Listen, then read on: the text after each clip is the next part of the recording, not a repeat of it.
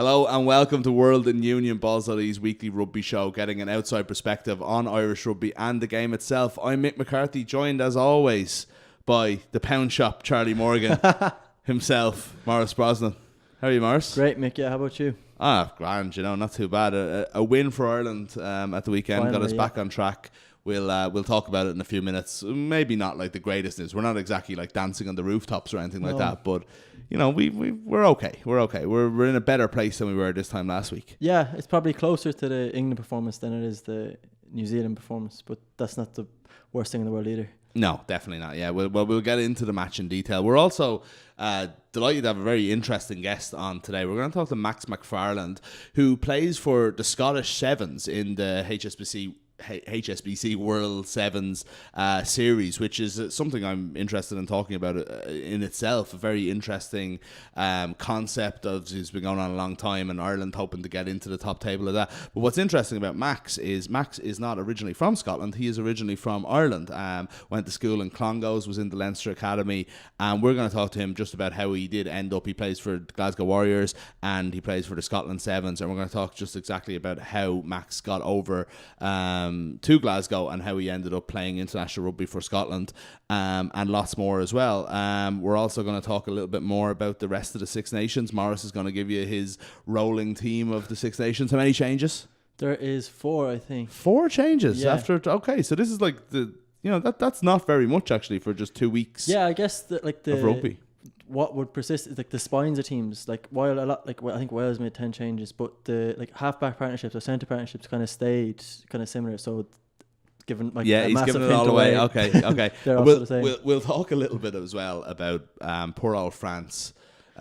We were surprised in our talks before the start of the tournament that they were 5th favourites to win the tournament. Turns out there was a reason, and everybody knew what they were talking about, except those France bloody awful.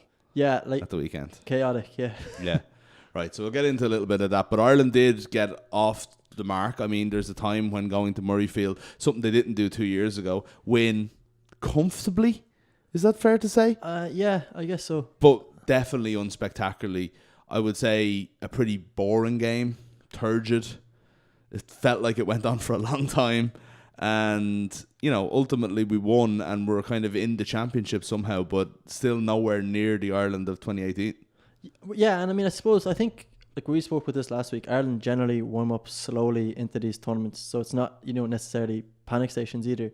But there's definitely this trend, a word you just used there that's been used a lot when in relation to this Ireland team is boring. I think it's becoming increasingly more often, and I actually think it's down to the way teams are beating Ireland now is the likes of England did it last week. Scotland tried to do it, and I think Scotland tried to do it illegally. Whereas even if you look at last year, the way Australia eventually beat Ireland, it's by slowing down the ball massively. So Australia do it pocock, basically is the main weapon of that. England do it by these kind of really explosive players like Wilson and Vunipola, and then Scotland do it just by lying like on all sides of the Irish ball and kind of seemingly ignoring it or not, like not trying to police that. But that's a problem for Ireland because they're such a control freak driven team. You know what I mean? That they really want to demand possession. And then if they don't have it on their own terms, like Ireland looks slow, but that's a deliberate thing. So we look slow and also inaccurate at times. And I wonder, is that connected to what you're saying, that comes from frustration? It comes from people possibly not doing the assigned roles. Like last week we sat here and blamed Conor Murray for passes that went to ground. Whereas I'm watching this week and I'm wondering, are guys not where they're supposed to be? Because he's not that inaccurate that he's throwing the ball 7 yards behind a player, and there was that phase in the second half where Ireland were on the line and went back to the 22 and gave away a penalty for holding on. It was so frustrating because it was still a game at that stage, and Carberry hadn't launched his magic to kind of seal it off with Earls' try, but we were at this stage where you're like, what are you doing? What is this crap, Yeah. It just didn't feel like, it felt like old Irish rugby. And it's funny, like I guess even yesterday I was reading a lot of the papers, and like the Irish papers was a definite sense of kind of taking positives from this game, and there was positives there as well. And then the English papers were pretty critical of the Irish, what they saw. Yeah. And I think the truth is probably somewhere in between. Like there was some amazing, the strike play, for example, for Stockdale strike. This is Schmitz is often compared to like fast chess. That's a word that's used, and this is that in action. Like there's elements of that we wouldn't even comprehend. Like I wouldn't be one bit surprised if that try was actually devised for Rory Best to score. That Rory Best was the target, but it's just that Finn Russell covering across fell asleep, so that Scotch had ended up running that in. But there was elements of that, like those. If you watch it back, Furlong is at the front of the ruck before O'Mahony swings the ball back to Sexton, and he's deliberately taking a step beyond it. And I actually think he did that to slow anyone trying to drift across to cover that inside channel. I think that was devised. I wouldn't be one bit surprised. Like, I think there's elements of that we wouldn't even comprehend. That it just shows to show like the mastermind that is Joe Schmidt behind them. Yeah. And so that's like a really encouraging thing to see. That's something. This is kind of unfair to say, but that's something that we would love to see more from Munster. Those kind of, like, you can't expect them to devise as creative strike plays, but something like that to fall back on if in those situations. On the other hand, then there's your loose play, like, and in all those control scenarios, Ireland were brilliant. Like they're 100% in the lineup, 100% in the scrum. Yeah, those kind of controls. It's what you're concerned might be the wrong word, but what you'd question is their kind of some more of their loose play, like their ability to, as they're racking up phases, they just don't seem to be going anywhere. You know, there seems to be no, and like a lot of that is down to teams working out how Ireland want to play, and all of a sudden they're becoming like this is the thing. You know, you're a target. This is exactly it. This is 100% what I like. I just think, and we talked about it last week, and we kind of figured it was, you know, a short term thing. And like, there's a part of me that thinks, like, is this? Do we just go out on purpose with the 2018 game plan for the 2019 Six Nations because we don't want to have to do it again before the World Cup? And there's a part of me that likes that, you know, but we can't. Our exit strategy can't be a Conor Murray box kick all the time. Yeah. It's easy to defend against when you know it's coming for a fact and you've watched 2 years of tape on it. So why doesn't Johnny Sexton or Joey Carberry have long clearances, you know, to, you know, a defence that's expecting a box kick that's not going to go as far? Why don't we run it and maybe kick it from the centres? Yeah. You know, like, you know, in the day, maybe a second pass and Brian O'Driscoll might launch a kick to the opposite corner. You know, there's just other ways of doing it. There's a team has to sell out for the run, then the wingers come up, suddenly you have a lot of space in behind. It's just vary things up a little bit. Conor Murray is, he's a shell of the player that we know, and a lot of that is because the entire exit strategy of our defence is based on his kicks that he's not kicking well, and it's affecting the rest of his game as well, I think. Yeah, and I think like Scotland did exactly what England tried to do. So they kicked to the side that he's not as suited to, like Kahita as wing. Yeah. And that, like, simultaneously, that takes out your best kick chaser, and it also forces him to kick on, you know, if he's a right-footed kicker and he's kicking from that side, he's not kicking across his body, which you would like to get more kind of hang time on it. It's one of those, it's like a short side kick. And because of that, there was times when he was box kicking the ball and actually taking a step backwards to try and work a better angle for himself, which in a way is kind of second guess himself. And in a scenario like that, you just have to move the ball to your 10 and exit from there. Yeah. And I actually think, a lot of this is about, like, there's like all coaches talk about like a picture, you know, like if you're painting a picture, you want to change the picture. If you're in a defensive line, like what they mean by that is that if Conor Murray looks up, sees something, looks down, goes to kick the ball, and he's looking at a different picture, so you make him second guess himself. I think teams are starting to do that now. Like, they're starting to put a number 8 in the backfield so that he's second guessing himself when he looks up, or dropping 2 men into your backfield so that you've got a 14 and 11 and they're going to counter really strongly, and you don't want to give them that platform, and that makes him second guess himself, and suddenly he's kicking kicks way longer than he needs to, or he's going straight to touch against, like, he actually got unlucky in the Scotland game. I actually think that ball didn't go straight out, the one that came off the winger on his chest, but that's all that is down to him, I think, slightly second guessing because there's a framework, like, and I think he just needs a little bit of help then. Like, you know, and it's like, it can't just all be on him. And it's like, I mean, I'm sorry, but nothing ever stays the same for this long in rugby. The box kick was so effective a year ago now, really. Not even so much in November. It was like he wasn't there, but it wasn't working out as well for us anyway as that tactic. But it's like the only thing we go for. Nothing stays the same. People are able to figure it out. You need to adjust. One more slight negative would be that I think, you know, our phase play is just a little bit too lethargic, and you know, it's through the phase and not enough magic, not enough kind of effort in there from like what we saw from the Stockdale try, as you say. But I think a lot of that comes from the fact that we're just, again, inviting line speed to just put us under pressure, and we're not available for those loops, and Scotland aren't a very good team. and they still put us under a lot of pressure for that. But we should move on to some positives, though, because, you take out a lot of what's wrong with the Irish team, and it's weirdly, considering we've probably got the best coach in the world, it seems to be about game plan. But what's still there is a lot of, as you said, set piece, absolutely perfect, stole a lot of line-out ball as well. The defensive structure, just except for, an interception, really doesn't let itself down at all. The holding out before half time there was just classic Ireland. Yeah. It was absolutely superb play from, Earls got a lot of the credit, but from basically most of the players on the pitch, and then what you also had was the likes of Carney coming in playing well. The back three just being a lot more solid in general, all playing pretty well. Yeah. Both the wingers getting a try, Carney making a few line breaks, which we haven't really seen from him in a couple of years, despite doing everything else so well. And then what you had as well was you had what we've been calling for, it came by accident, but a new number 10 getting some game time and really showing his stuff. So he made a terrible mistake that cost us a try, but he set one up 100% on his own. His pass to Earls was just something that we don't see from an Irish team. That's something you expect from a New Zealander, maybe England, at their very, very best. You expect the guy who's just not got the legs to get to the line to be tackled, and for us to reset, possibly get over in the next play.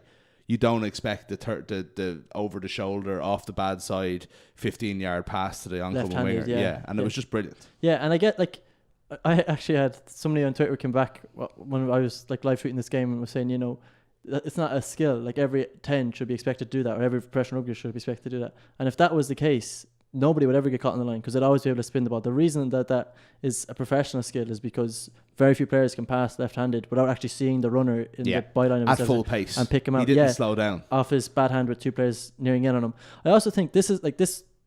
I kind of loathe to suggest this. This won't happen, and George Schmidt, there's absolutely no question that it will happen. But something that is a potential option at some point for this Irish team, I think, is instead of what you were talking about, which is your 10 becoming your decision maker, having a second 10, or the way England play with Slade, and putting someone like Carberry in at centre. It's not going to happen because he's not going to get game time there, and it's not in their plan. But I think the idea, but Owen Farrell at 12 when Ford was in there, for England, exactly. That kind of see, the reason that partnership didn't fail isn't because of the system, it was because of the individuals. It was individual failures within that, and Ford just looked devoid of confidence by the end of it. But you see with Slade, Slade can use his boot really, really effectively. Bundy actually stood in a first receiver a lot over the last two games, and he just doesn't have the same kind of kicking game, so there's no slightly more predictable. There. Yeah. Whereas I think somebody like Carberry can offer that. He's kind of got he's got the ability that is so priceless now in modern rugby, which is to kick the corners, to look up, and you all of a sudden your wingers are becoming more honest and things like that. It's just, it's not going to happen, but it's just something that I think it is worth kind of bearing in mind, that's an idea, that's a variation within this phenomenal centre partnerships that we have. He's another one who might be able to sit in there. Outside of players that might pop up into your team of the tournament so far, I thought, who stood out for you? Just picking a couple at random, I thought we mentioned the back three. I thought Chris Farrell in the first half looked an international centre again, and I think he faded from the game a little bit, but again, just kind of did a lot, and he's a good player, and you forget that it's only a year ago that he was winning Man of the Match awards in the Six Nations before he got injured. I thought we mentioned Carberry. I think in the back row, Peter Matney's obviously great. I think, you're looking at Sean O'Brien there going, he does have to be in when he's fit, doesn't he? Yeah. He's just too good, and Cian Healy is just absolute beast at the moment. He's he's just phenomenal.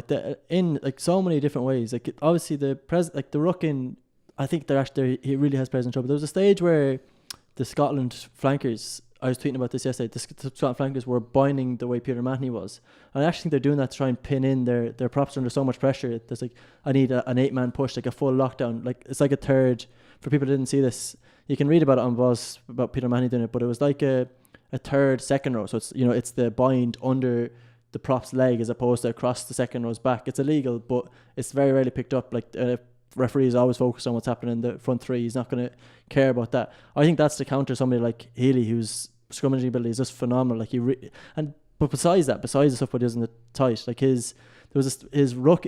It's funny, you see. I think he's gotten to a stage where his rucking, if Ireland have a set move, they've got a 3-man clear out. But if it's Healy, it's nearly 2-man because it's so explosive in that ability. It's just such quick ball, which, as I said, we were saying earlier, is so important. Like, I think his resurgence from that point in 2015 when he needed retirement. He looked finished, and it's great to see. And absolutely, it's funny, we were talking about it this morning. We were like, how does Cian Healy go from, you know, being the kind of replacement prop, but you're kind of forgetting that when Cian Healy was at his best, it's not a new thing that he's a phenomenal world-class player. Like, he always has been when he's been fit. So it's just great to see that he's getting you know, a real sustained run of fitness as well. Like, and he's shown that he's getting better all the time.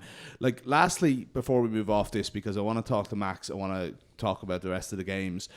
Like, what was your thoughts on Scotland? They were disappointing, weren't they? Like, you know, we keep waiting for Scotland to take that next step and to try. We think they have a good coach now in Townsend. The clubs have got their act together. They've got some good players. They've got Finn Russell playing really well in Europe for Racing. They have, like, in fairness, the one thing Ireland do not do under any circumstances in this game was kick it down Stuart Hogg's throat, and it's exactly what we did for the first 10 minutes until he got injured and was taken out of it. And that's kind of like, you understand how a team like Scotland can't handle losing their only world-class player, but even so many unforced errors, and they kind of took themselves out of the game, and they made that second half really tough to watch for a spectator's point of view. That's like I would actually argue that the only consistent thing about this Scotland team over the last kind of 16 months has been their inconsistency. Like, a team that lost to USA, their away form has been abysmal, has been absolutely abysmal. I know, like, they still, there's every possibility, like, we could write off Scotland now. They had one massive performance in the Six Nations. It's probably likely because they've got, like, Finn Russell is an unbelievable player. Like, and they've got several of those kind of, like, magicians, players who will unlock a thing. But there's absolutely no consistency across that. And because of that, like, that's why you started, you know, in the second half, you start to doubt yourself and the game starts slipping away. Like, there was a real theme about, I was reading over some Scotland reaction to this game.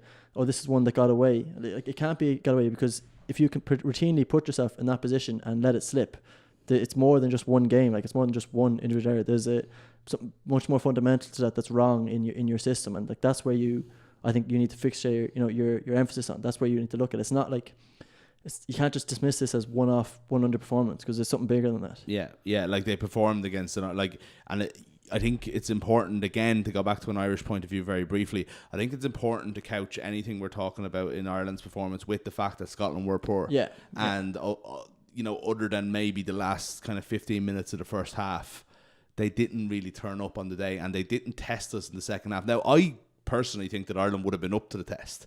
I think that Ireland would have found something. Sure. And I thought they had enough of the ball. And for the second half, you know, about the 25 minutes of the second half was the first time in both games so far, the Six Nations, that we had any territory. Yeah. But, you know, it wasn't there in the first half, and Ireland definitely didn't answer many questions on Saturday, and I think that's probably the most important thing. And we're probably not going to against Italy in 2 weeks either, so we're going to wait nearly a month until, and God only knows what awaits us with France, you know. So we could be going to Cardiff still not knowing what went wrong against England, because and I think that's important to know. Like, it is important to talk about Scotland, but from an Irish point of view, they were poor and we just got over the line against them, really, you know? Yeah, Joe Smith, I think, said it best when he said, like, they basically kind of muscled their way through it, and I think that's probably right. Like, as we said earlier, like, tight was good, loose definitely wasn't. Yeah, a much better team, so you would expect them to be able to do that. But someone who might know a little bit more about Scottish rugby than ourselves is Max McFarland, who's a Scottish Sevens international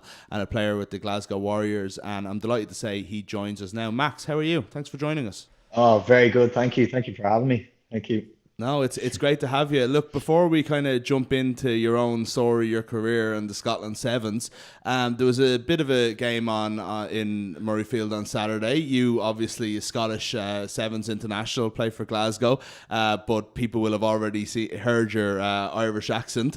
So, easiest question of the day: who are you supporting on Saturday? I was neutral. On the day. My heart was supporting Ireland, and the peer pressure around me was making me support Scotland. But it was an easy game to go to, actually, because whoever won, I'd have been pretty happy. But I was kind of going for Ireland, to be honest. Yeah. Yeah, fair enough. We might talk a little bit about that game and kind of what you made of it. But just your own story. Like, I mean, you obviously you went to you're Irish, you're from Ireland, you went to school in Clongowes, you were in the Leinster Academy. How do you end up playing international rugby for Scotland? So yeah, first of all, like my granddad, Tom Laidlaw, he's a proud Scotsman, and that's the initial connection. And then I was, yeah, as you say, I was a Leinster boy through and through, and but early on, my avenue in Ireland was kind of closed off, just because I never made that Ireland 20 squad, and all the academies are kind of picked from that. And I was told at the time that I was too small to play rugby and professional rugby, and which has been a massive motivator for me.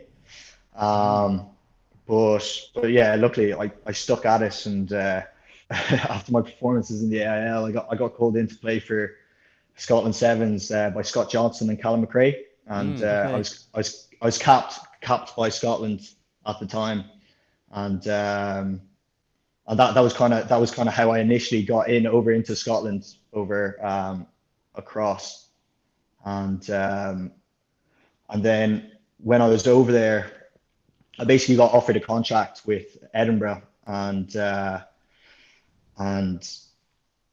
couldn't take it. I had to turn it down, and I had to come back into Ireland and finish my studies over in Ireland. And um, once I finished my degree and my season with Trinity, I basically wanted to go professional after that. And yeah, sorry, it's a long story. I'm trying to like No make worries. it a lot easier. It is an interesting one though, because it's a path that I think not many people will take, and it's interesting. Like we've talked to a couple of people on this show who've gone kind of like further afield to be a professional rugby player, and it's great that Ireland are producing the kind of players that can do that. But it's certainly a more interesting one to go to what would be considered another top tier nation, and we'll get into kind of the differences between sevens and everything in a couple of minutes. But moving to Scotland, it's funny. It's like a rugby culture that we'd probably know well, but would still be, I think, probably foreign to us once we kind of got into it. You know what I mean? Is that something that you kind of found strange to adapt to once you were over there? A lot of players obviously have the same issue when they go to different clubs. Um, I mean, I guess for me it was a bit different in that when I went over there, it was the Ireland Sevens wasn't there, so that avenue for me was kind of closed off, and obviously Scotland had quite an established sevens team at the time, and I, I I'm obviously quite a small player, so for me to make my mark on the professional stage, or at a higher level to AIL, I needed to make another step up, um, and for me that pathway was always sevens, because it was something I was quite good at from a young age, and luckily it's really helped me show what I can do. And um, but yeah, the opportunity basically came about because to go over to play with Scotland. um, I basically, after my degree in Trinity, I got offered a dual contract with Munster and the Irish Sevens, and Wow. Okay. but to play for Munster, I had to be Irish qualified, and to play for the Irish Sevens, I obviously had to be Irish qualified. But 3 years before that, I'd been capped by Scotland in the Scottish Sevens in the Grand Prix, the European tournament, and but like we did our research basically, and we found a loophole, and I hadn't played for Scotland for 3 years, and because sevens is an Olympic sport, and I was actually able to re-qualify to play for Ireland and be Irish qualified in the 15s game by just playing for the Ireland sevens team, if you get me. Okay. Yeah. Yeah. And Wow. I basically just had to play three Olympic qualifying competitions on the series, for Ireland, and then I'd been eligible to be an Irish qualified player again. Um, but the only problem was that Ireland aren't on the series, and they're going leaps and bounds. They've got a class sevens team, but that Hong Kong tournament's absolutely brutal. That you have to win it. You have to win the competition to get into the series, and my God, it was heartbreaking watching them play the last time. Mark Roach dropped. Sorry, not Mark. I don't know. Boys basically like they were over the line, and and like it was heartbreaking. Like they literally they had the game won. They had the game won, and they were by a mile the best team. And I think they'll qualify this year.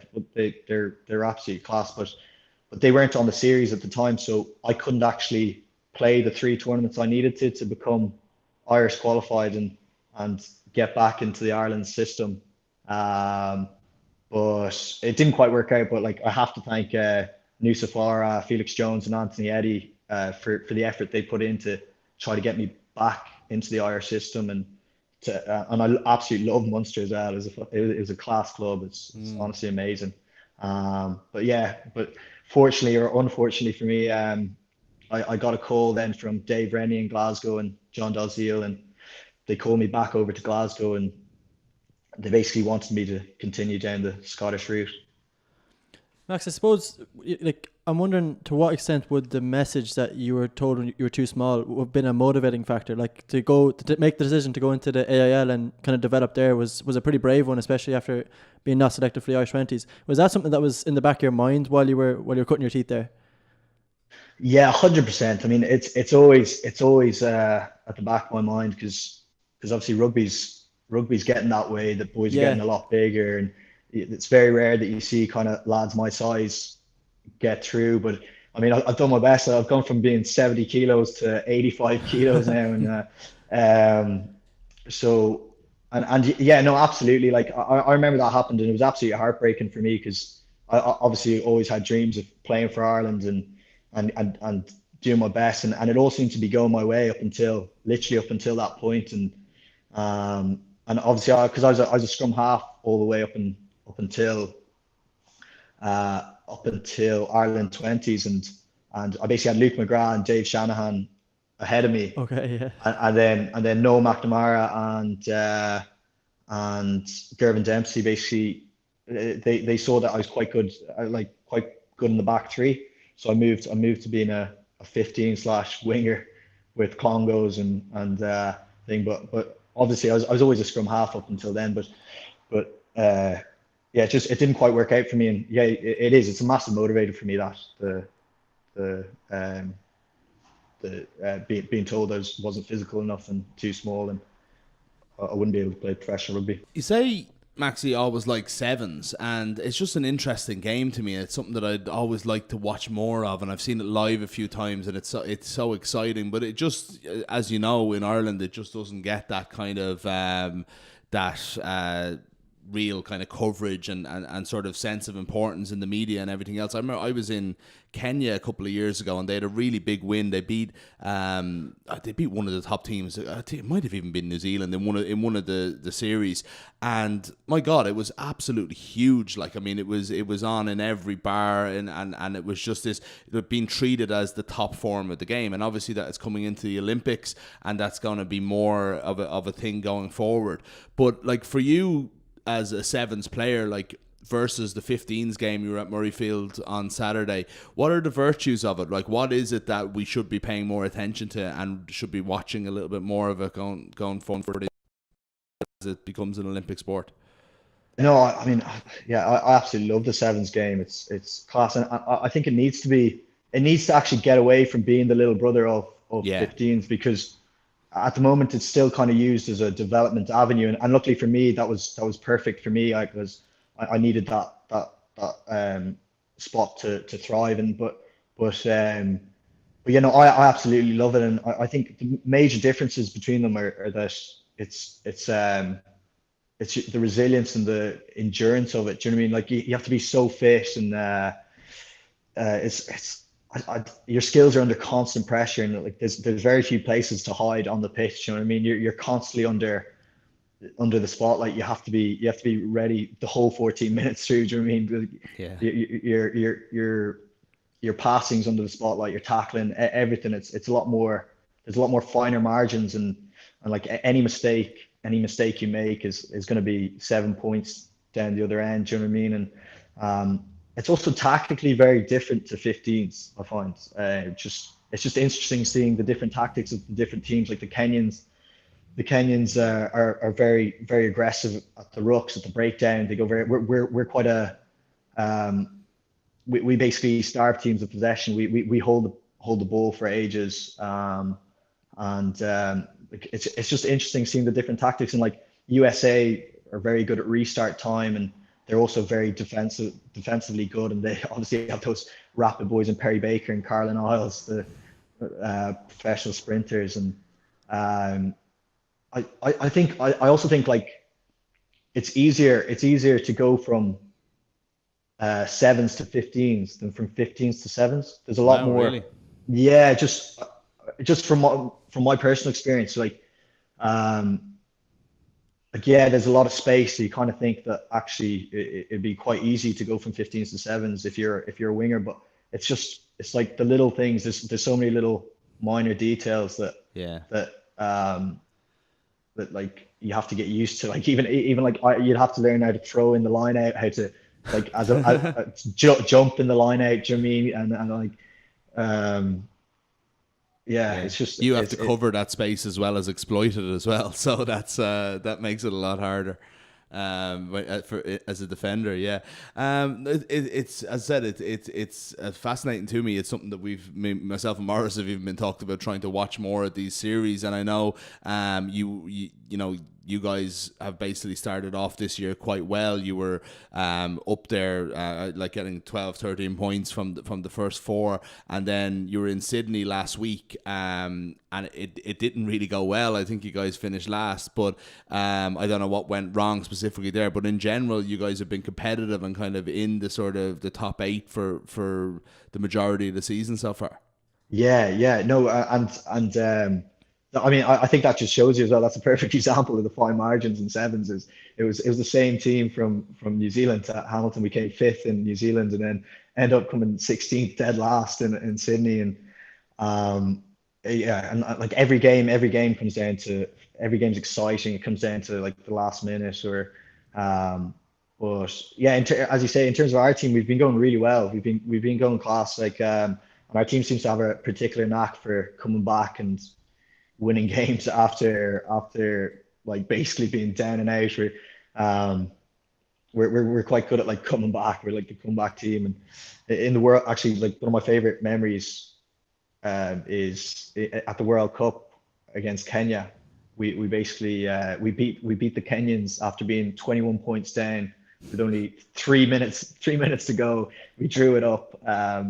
And I think there was only 30 seconds left. We drew it up, and and then and then we basically ended up winning the game 26-21. And it was just absolutely crazy. Like it was like the quarterfinal of the World Cup. It was such a good memory. Yeah. um and and then like it's just a cool sport as well. It's like just traveling around the world, with your mate as well. It's good. It's like, Yeah. So for yeah. people who don't know, like obviously, as you said, like there's going to be a relegation system, and like Ireland will try to get into this eventually, and obviously a lot of our viewers and our listeners will probably see a lot more of it if Ireland do get into it. But it's 16 teams who basically travel the world every 3 or 4 weeks. There's another tournament. You're playing the same teams all the time. It's international rugby constantly. You're going to all these amazing places in the world, and it's a series that lasts throughout the year. It's a fascinating and really interesting concept. I kind of do wonder, like, is there a kind of a sevens community there almost? Like, I mean, do you guys stay in the same places as the Fijians and the New Zealanders, and you all kind of hang out together as a big kind of like traveling troupe? Yeah, no, it is. It is. It's a bit like that. I mean, we're all in the same hotels. We see each other every day. Do you know what I mean? But Yeah. there also is that competitive aspect. So you can't really be always with them and stuff. But no, we get on very well with the English, the Welsh, and also the Irish once they get onto the series. But no, there's definitely that camaraderie because you're all doing the same thing, and there's that respect as well. After you get to know each other quite well and your opponent really well, because obviously you're analyzing them, and you see them every day. So it's it definitely is interesting in that regard. And uh, and then, as you say, like there's a big fan base as well, especially the Fijians. The Fijians just travel everywhere. Honestly, like it's crazy. Every tournament you go to, there's Fijians, and the Kenyans likewise. There's always support for them, and it's usually like half the stadium's Fijian. It's mental. class. And I mean, and like speaking of as well is any rugby fan watching sevens needs to watch Fiji Yeah. in a cup final. I mean, honestly, it's mesmerizing to watch. Like you have to have respect for that. Like they're such big men, so elusive, and the skills they have in their offloads is it's just class to watch, and so you have to do it. And they tear apart teams that are like when they're on their game and they want to win, they absolutely tear apart teams from New Zealand, from South Africa, and you're just watching like top teams being just destroyed by these unbelievable Fijians. It's just incredible to watch. Max, do you find the transition from 7s to 15 trying to balance both difficult, like, and even not just in terms of kind of physically managing workload, but also like mentally? From 15s to sevens, yeah, the transition, yeah, I definitely found it difficult. I found it difficult initially. Just like one of the main things I struggled with coming into the sevens was just the toll it takes on your body Okay, yeah. also mentally because like you're playing 6 games in a weekend. Do you know what I mean? So it's like you play 14 minutes and then you basically have to do all the warm up and stuff, and then you have the second game, then the third game, and then obviously you're waking up the next day and you have another 3 games, and that's tough physically, but then it also takes it out of you mentally because like imagine if you've lost all your top in first 3 games and then you're waking up on the second day and you have to get yourself up for that game the fourth day. Like it's just it's something that I didn't quite the 15s doesn't prepare you for on the sevens, Sure.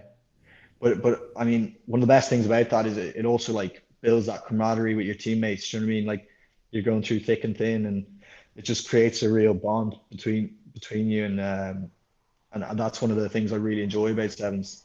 Um, Why do you think Ireland have been so far behind? If you look at, as you mentioned, the three British teams are all there. France are there. All the top Southern Hemisphere teams are there, as well as like Fiji and Kenya, who is probably the number one former rugby four. Why do you think that Ireland are so late getting to the party as the only top tier nation that aren't involved, or that weren't involved? I should probably clarify.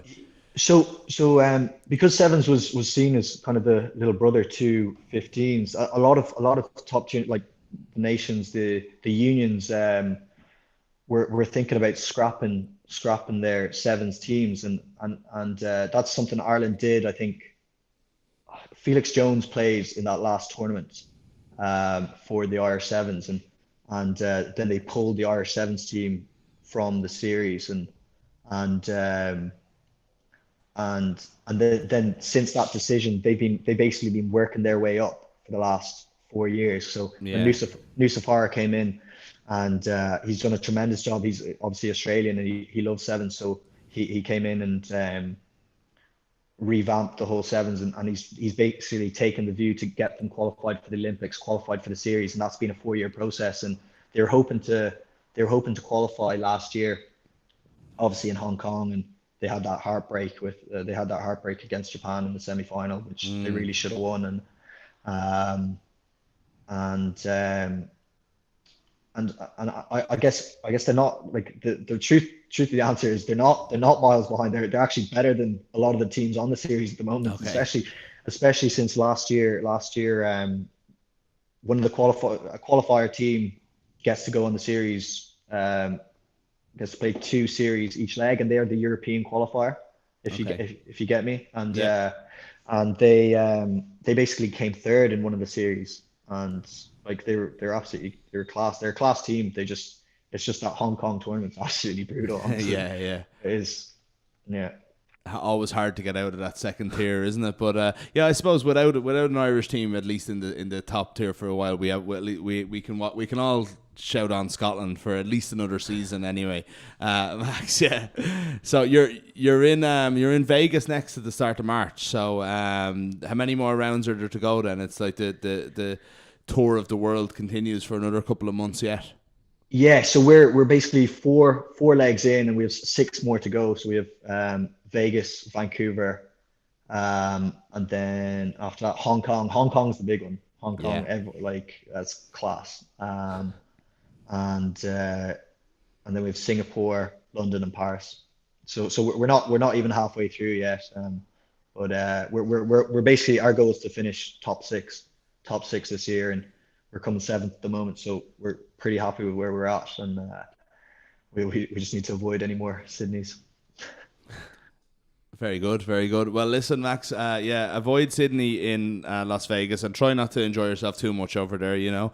I don't know how much time you get off, but I'm sure you'll have a little bit of fun anyway. But obviously, best of luck in the rest of the series, including the next one in March. And we'll definitely be watching out for you, as we don't have an Irish team to cheer on there, but we do have an Irish player on the Scotland team. Actually, before we let you go, you were at Murrayfield on Saturday. I just mentioned it there briefly. You know, you were saying you were neutral. Ireland, obviously, we've talked about it at length here. What did you make of the Scotland performance? It seemed to us anyway that there was some chances for them to get a little bit more into the game that they didn't quite take in the second half. Yeah, I think Scotland will be frustrated with how they played. There was a lot of mistakes, and for a Six Nations game especially. But I think Ireland frustrated them a bit, and I think in general, Scottish rugby's in a really good place though. I mean, and I think a lot of that's to do with the coaches that have been brought in. With Gregor Tanza is doing a class job, and then obviously Edinburgh and Glasgow have gone from strength to strength, and they've got Dave Rennie in with Glasgow, and he just brought that attacking style. And Cockrell and Callum McRae, the defensive coach in Edinburgh, that they've done honestly a superb job in just making Edinburgh so hard to beat, and they're an absolute dog of a team. And I think that's played a massive part in strengthening the Scottish national team. And I think Scotland are going to be they're going to be strong come World Cup, definitely. Also, John Dalziel as well with the sevens, he's been class as well. Yeah. Great stuff. Well, look, we do have Scotland are obviously in Ireland's group for the World Cup, so that's something that we'll be definitely keeping a keen eye on over the next couple of months. But Max, thanks so much for joining us. We really appreciate it. And as I said, best of luck with the rest of the season, and we might catch up again. All right, brilliant. Thanks very much for having me. Thank you. Max McFarland there, Scottish Sevens international, former Clongowes boy, for schools finalist, as you said. They lost to St Michael's, he was telling us earlier. Yeah. So just an interesting path, isn't it? Exactly. It's great the way we're finding well, to be honest, when I say we, Maurice is finding all these people that are just kind of taking a different route. Exactly. And professional rugby. On that point, I think we've spoken about this on this show before. There's an obsession with Irish players abroad in the regard of what could they potentially do for Ireland. Yes. As opposed to, I think sometimes a story like this is a story about a guy who was told, didn't make on 20s, was told you're too small for the game, and is now thriving with the 17 abroad. That's there's something nice to see an Irish guy just make it elsewhere, and not it doesn't have to be related to Ireland or not, just in its own right, to see that kind of story. Even at the weekends, I was watching USA play Argentina, a USA team with 5 different Irish guys in it, the likes of Tig Leader, Dylan Fawcett scored a try at the end of the game. And these are guys who, that might not necessarily be to the benefit of Ireland, but it is the benefit of them and kind of just rugby, that there's rising tides lift all boats, and these are guys who probably missed out on their chance to get into an Irish setup here, but have managed to go abroad and are still playing international rugby. So I think it's a nice kind of narrative, a nice arc to see it then kind of make it there. Yeah, you grow up playing rugby. There's only so many people that can make it with 4 first teams, and before you bring sevens into it, it doubles. You bring for other international opportunities there, and suddenly you've got Max going around the world on this cool bloody tour. Yeah. I'd say it's harrowing. It's hard enough. You've 10 rounds of it. They're it's a lot of traveling. Taxing, I wouldn't say it's easy. And then as he talked about the actual games themselves, or the weekends themselves would be killers. There's so much rugby at full speed, full tilt, that are there. But at the same time, he's off to Vegas in a couple of weeks, and then they're going to Vancouver. It's, then Hong Kong. That's not a bad way to use. Your dream is to play professional rugby. That's what he's doing for the rest of this year. Exactly. That's not bad. And no, fair play to him. I'll definitely be watching out. It sounds like you're blowing smoke up someone's arse talking about that, but it's great. I know somebody on this thing now. It's there. A lot of the time it's on a good hour to watch when there's no other sport on. Obviously they're going to America now, which will mean it'll be on probably early evening or 6-7 o'clock Friday, Saturday evening. Good time to watch a game. Exactly, yeah. No, you won't be watching them for No, Scotland. I mean, I'd definitely watch it. Yeah, the more rugby, the better.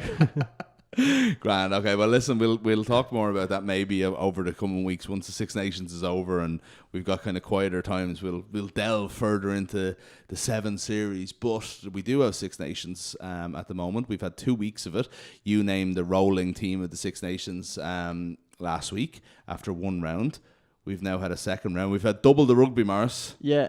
And I want you to bring us through your team. So for a lot of analysis and stats and thought and time and everything goes into this. Like, so this is scientific basically. Yeah, I guess you could say that. Starting with fullback, Stuart Hogg obviously drops up, but he got injured. Took a pretty bad knock to his shoulder, and in his place, I think this, like, he only played 1 game, but actually it was a game that reinforced how missed he was when he was absent. And that's Rob Carney of Ireland, obviously. Ooh, right. And I think, like, what Rob Carney does so well, I was thinking about this during the week, like every other fullback that you watch is what he's doing really well is his ability to cover grass after the ball has left someone's boot, you know, like he can try to cover back the kick. But Rob Carney anticipates the kick before it's gone to boot. Like, yeah, and then obviously he stood into line attacking wise, he was pretty good as well. I think maybe he might have freed Stockdale that time when he cut back in the other side, but other than that I thought he was really good. Yeah. I think that's probably a position that's very much up for grabs though. 100%, you know, like Hogg could win his way back in. There's probably, you know, I think Elliot Daly's probably unlucky not to be in there. Yeah, I would actually, I nearly agree with you. Blair Kinghorn came on. I actually thought he was really green in defence. So Josh Adams, who was one of the very few Welsh players to play 2 games in a row and obviously was pretty good damn finisher as well, he comes in on that wing. Johnny May stays. I don't think that needs any explanation.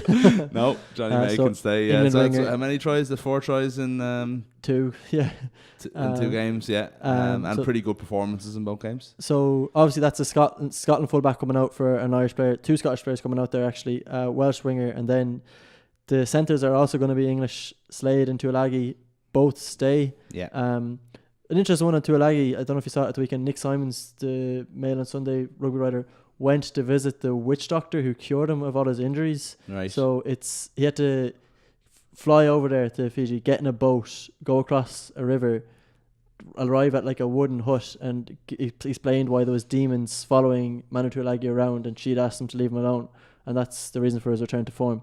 Right. Okay. So that's an option for any injured players. You should send Robbie Henshaw over at this stage. Or 1 or 2 others, yeah. Yeah. Halfback partnership, Ben Youngs and Owen Farrell, both of England. Yeah. I think that's... Like, I think that you have 5 England players in the backs there, and you couldn't really argue with it at all. The type of rugby they're playing and the 2 performances. We'll talk about France in a minute, but, like, we should talk about England. Like, they were phenomenal. Yeah. Again. Like, France, it is hard to talk about one and not the other. France were a disgrace.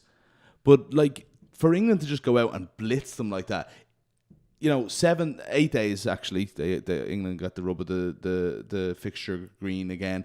But, like, to do it after they had, like, been so up for the Ireland game. I talked about that all week. I talked about it with you on our fair. I didn't know if England could get back to that pitch again. Yeah. And the match was over after 10 minutes. And what's encouraged, like, from an English perspective, what you would love to see is, like, the same framework. Like, there was the Billy Vanapola pass out the back. They did the same thing, but this time it actually did go out the back. It wasn't a dummy. Like, it's like, for example, to bring it back to Ireland for a second, that the bounce back for Scotland's try, that's something that Schmidt has done the whole time. Like, you think about the England game last year, like Carney bouncing back inside. It's like, so you go left and then bounce back right off the ball. It's just a framework. You build your right game around that framework, and there's intricacies in that we probably don't even understand. And it's working for England at the moment. And England are doing the same thing. Forwards. So starting with the back row, Louis Pickamo comes out for Josh Navidi, who's been brilliant in his last 2 games.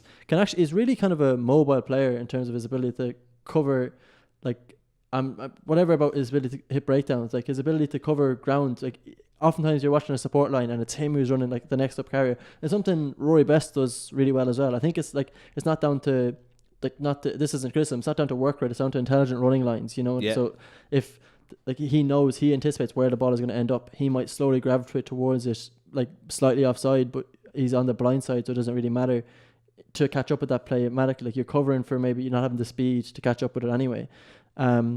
So Tupperick stays, Wilson stays. So Tupperick of Wales, Wilson.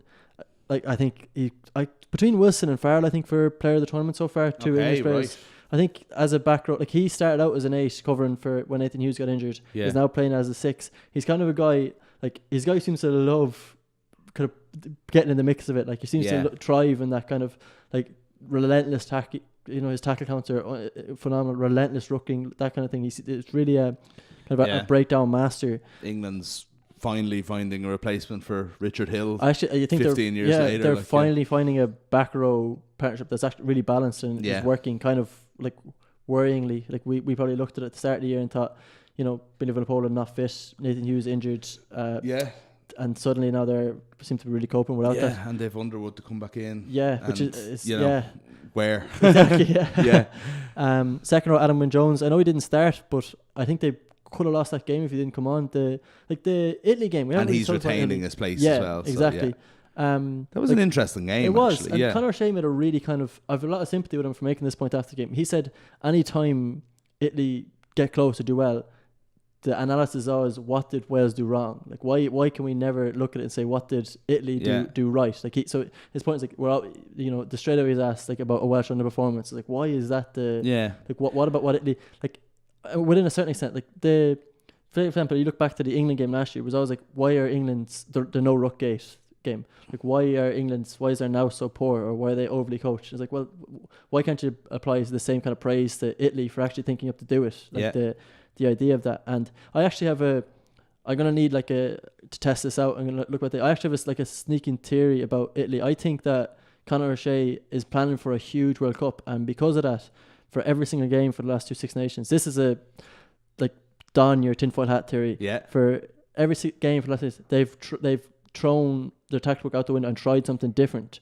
So say for example, if that's like a 2-man boost, which I think is what it was at the last weekend. I'm gonna have to go through and watch these games to prove this, but eventually I'll do a site for it. I'll do an article for it on site. But I think for every single game they're trying something different. So if it's don't engage in a ruck for against England, the next game it's 9 kicks everything and we're going to chase this down. The next game it's 2-man like a boost. So you're passing out to a channel and you've got an 8 with a 1 behind them. And it's just a boost over the line, and so it's constantly trying to drain out the gain line. The next game it's throwing to the back of the line out and trying to swing around. I think every single game there's one kind of out there tactical. I have a so come to the World Cup, their arsenal is huge and they can do anything, and they also know what works, what they have down. Like so I have a sneaky suspicion that all of this stuff is planning for something bigger. Like this is highly crackpot, but eventually I'm going to go back, I'm going to get the footage, I'm going to prove this. Okay, I trust you. But it is interesting, like, you know, as well, if you look at like 2 probably decent results over the last 2 weeks, but this week an actual decent performance as well. Big time. It wasn't really against Scotland, they were well beaten, but you know, as you said, if you're keeping Alan Wynne-Jones in the team because there was a fear of them losing the game. The fact that he even had to come on, exactly. Grant Gilchrist, I thought he was poor against Ireland. I thought their pack as a whole, Scotland's pack, was pretty poor. I don't think they gave their backs any platform to cut loose. And they've got some... and Courtney Laws from England is in.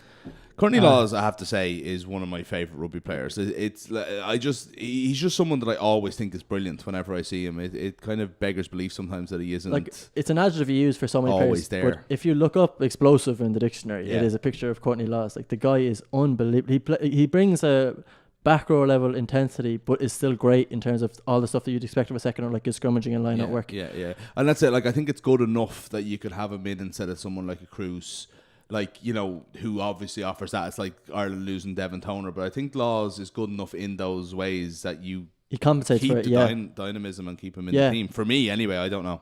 I thought he coped really well this weekend. I think, moving on to the front row, Kyle Sinclair stays. Kyle Sinclair, who stood in as a scrum half a bit at the weekend.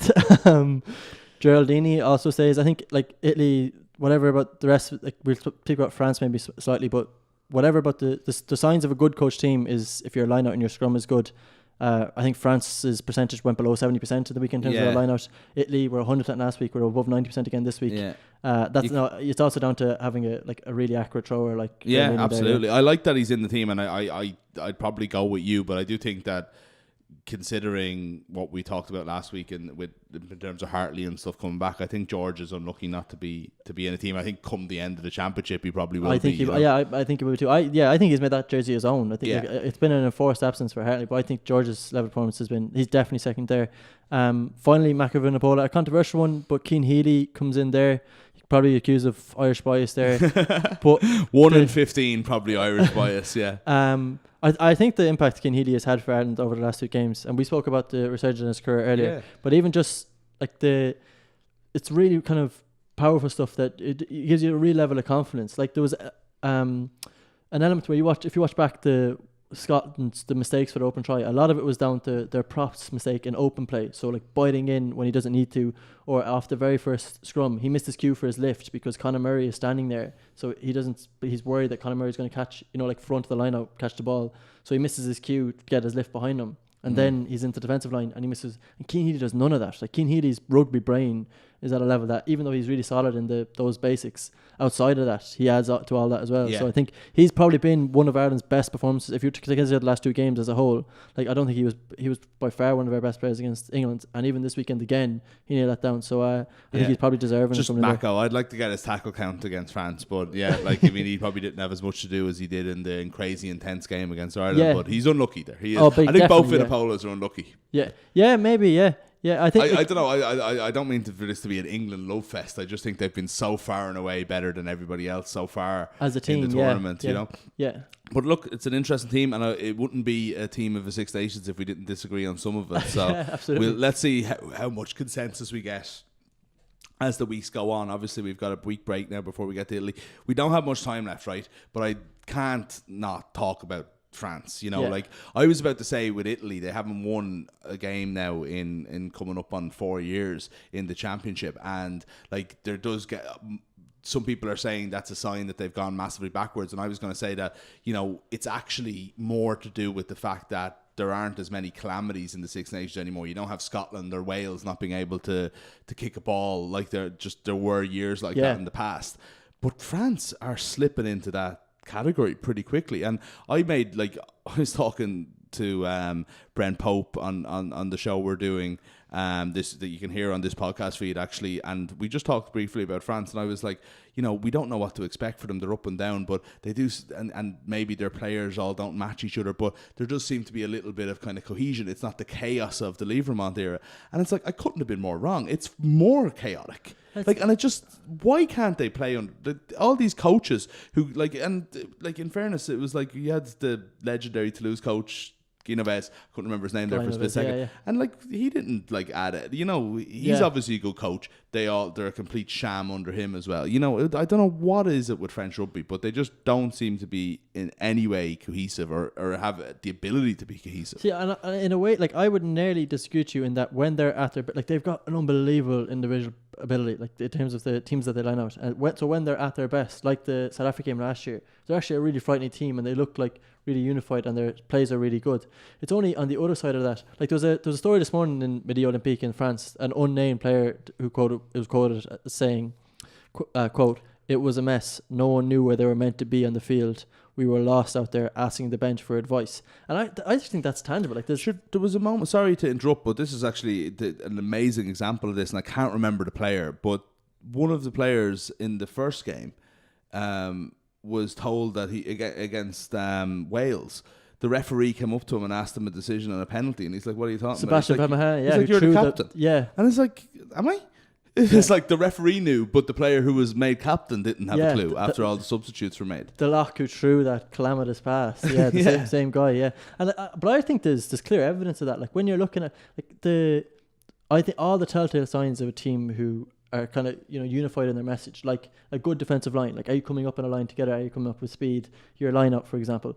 All of that stuff, they fail miserably in it. In all of it, the amount of times that all England, it wasn't. I know we were praising it earlier, but it wasn't the most intelligent stuff you're doing. If you're counter-attacking against a scrambling backfield, it's just made very, very easy if that is totally fractured. If there's no unit, to the extent where like if you're kick chasing a ball, you obviously need to take the rest of your players on field, and then you come up as a line, like, and that's just a really basic element of communication. Yeah. And either kick chasers weren't following up their own kick, so then all the other players are offside, or they were shooting up out of the line and leaving massive gaps behind them that England easily could exploit. Like there's no.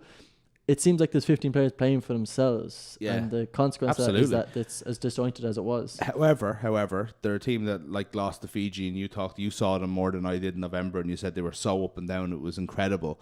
Like you'd expect them to beat Scotland, wouldn't you? Like in a couple of weeks. Yeah, absolutely.